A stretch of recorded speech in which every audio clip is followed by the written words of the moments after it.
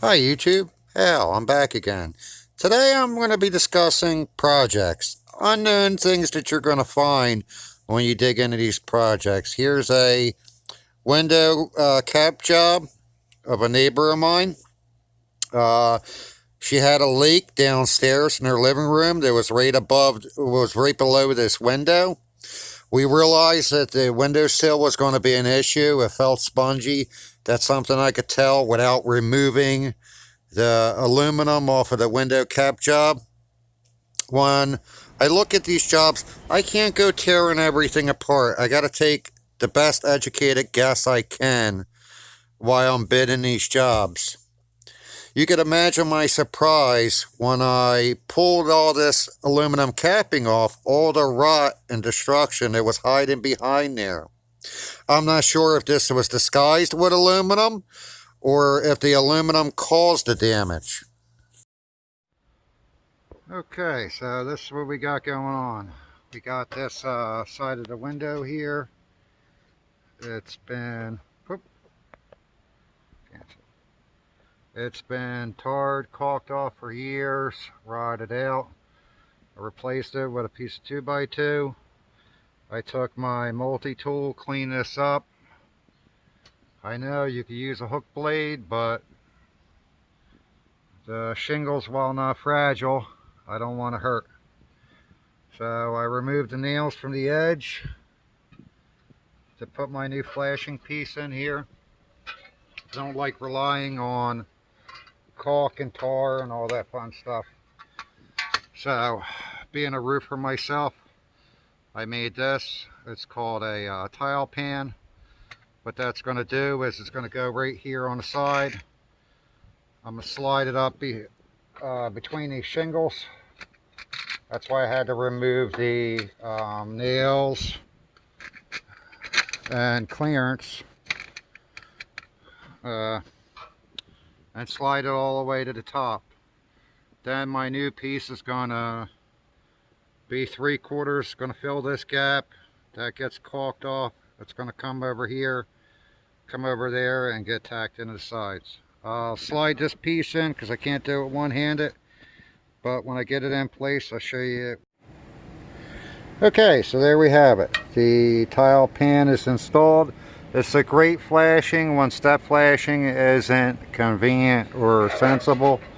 Since this wall is not going to get a lot of water, what we have is, let's see, we get the bottom here. The water goes in and it could only travel to the right. It'll go into that hem and it'll eject it and transfer all the water straight down onto the shingle, past the windowsill and out of here. No relying on caulk. This is going to be good. It's got a nice groove here for there's not going to be much debris, but for water to travel out. I ran it up pretty high. My other piece of material, the capping per se, is going to cover this and go all the way to the top of the drip cap. So that's where we're at. Okay, that's how it looks finished off. So we got the piece going all the way to the top. We got our 3/4 inch flange in there. I run a bead of sealant, caulking in there. I like using Solar Seal.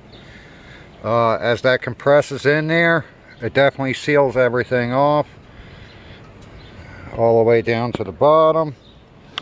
As you can see on the side here, we have our flashing in there. Put a couple fasteners inside. That's good. The top piece will cover that and come on down. Now we just got to work on the middle piece and wrap this one up. And we'll have to do something on this bottom here.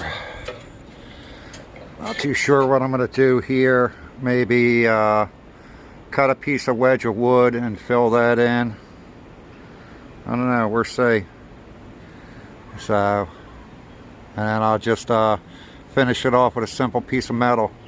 As you could tell, my Metal goes up there high enough behind the windows. All the drain holes are clear, so that's in good shape. None of my nails are exposed back there. I like that. As the water hits the windowsill, it could milk pitcher down onto the shingles. Not a problem. I always like finishing off like that if I can. Besides, I think it adds a nice classy detail to the job. So there you have it. The roof on this house was replaced about 6 years ago, and they didn't extend the shingles far enough into the gutter. As you could see, it's supposed to be 1.5 inches into the gutter. It's shy of even making it. So I'm going to extend this out with a piece of metal and replace these non-functioning gutter guards.